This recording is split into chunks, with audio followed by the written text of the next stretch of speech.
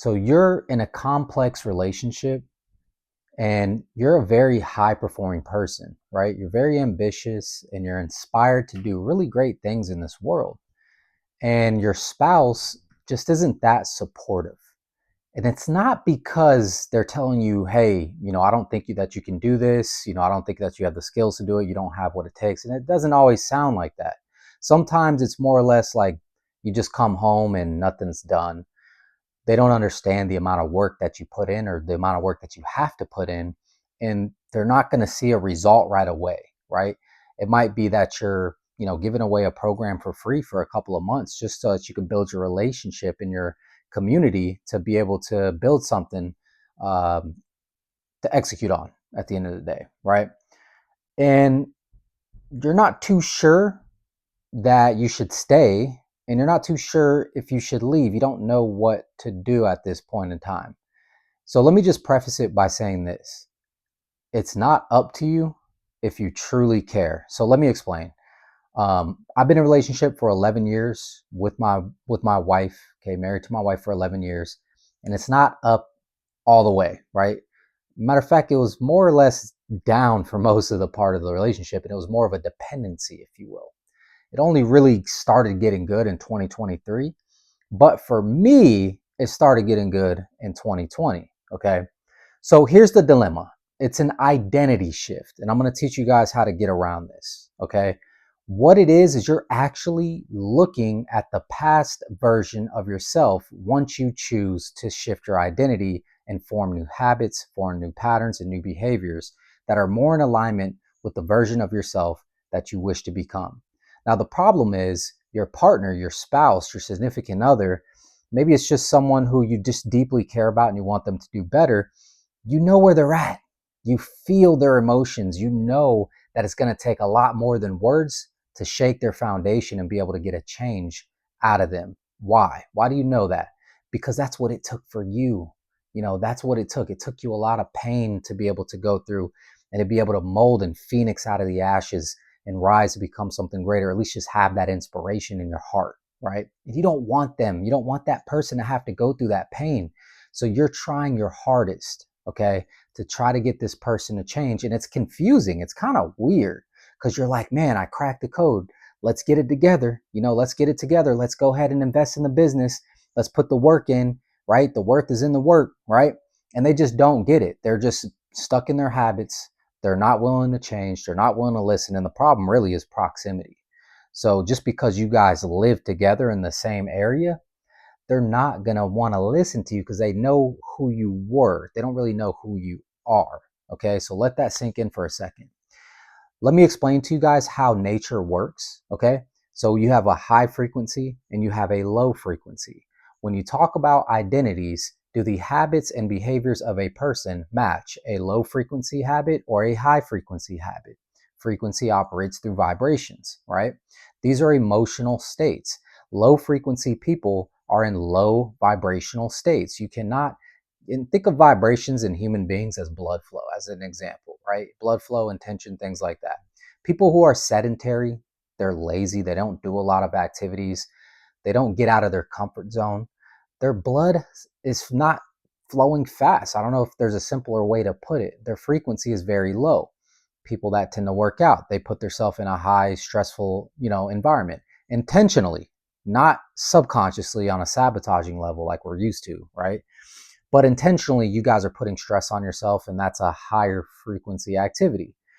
So now you're going to mingle with, or maybe you're a lower frequency together, and then you change your identity, change your habits, you're eating healthier, you're exercising in the morning, and they're just not doing anything, right? So they're naturally going to stay lower. You're going to be a little bit higher. Now, here's two outcomes that can happen with frequency changes, right? And identity shifts. The first thing is the lower guy can maybe come up to here, but it'll never match your frequency until it becomes their idea. Once it becomes their idea, they're going to take their life that much more serious, but their decisions are going to be in alignment with who they want to believe. And that's why it'll never be the same frequency.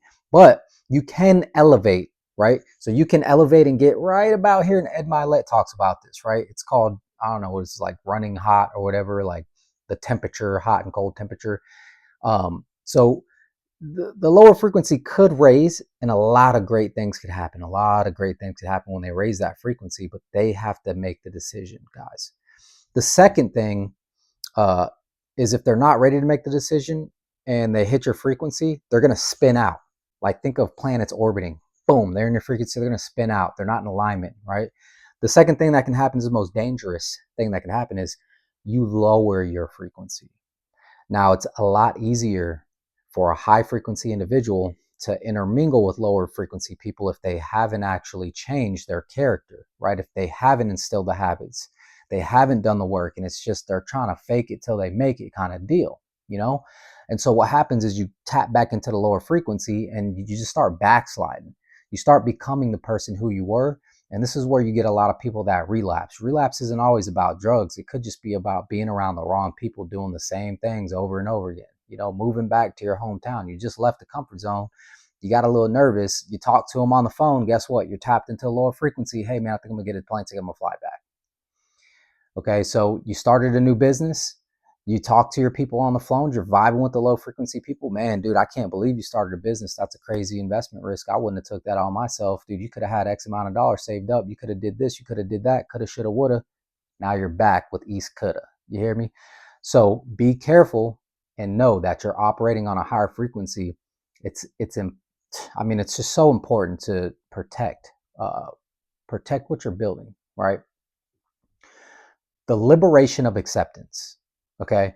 Once you can accept the fact that you can never change someone with your words, you can only change somebody with your actions. Only then is it going to be like second nature. You just have to become the person that you want them to emulate. And if you can't become the person that you want them to emulate, there's no possible words that you could say when there's things out there that exist like the Bible, religious teachings that have plenty of words in them. And Tim Ferriss says it the best: if we all were, if we all became the information that we consume, we'd be billionaires with six packs abs. Right? So it's like, it's not information that they need. They need a role model. They need somebody to look at and be like, man, I know this person went from the bottom to the top with no help. They did it off of inspiration. They did it off of discipline. They did it off of motivation. They woke up every day. I watched them with my own eyes shed every single pound, and that's the only thing that's going to be able to inspire them. And there's nobody closer to them than you are. So it starts with you guys. This is the importance of self-mastery. Okay. But once you're able to accept that fact, you're just at peace. It's just so much easier to live, and you don't have to worry about should I stay or should I leave, because now the choice is up to them, and you're going to continue to rise. You're going to continue to elevate. Okay. Just move past it gracefully, let the cards play out however they're going to play out. No matter what you decide, just know, do you want to be remembered as someone who was able to help them or never wavered on their decisions? Or do you want to be remembered as somebody who was just forceful in the way they thought? They could become destructive. They weren't who they said they thought they wanted to be, right? And you're dealing with other people's lives. And I know it's hard. I know it's really hard to make a decision on these relationships, but I promise you guys, after 11 years of this marriage, me and my wife have been in some of the hardest things that, I mean, you can imagine, like you name it.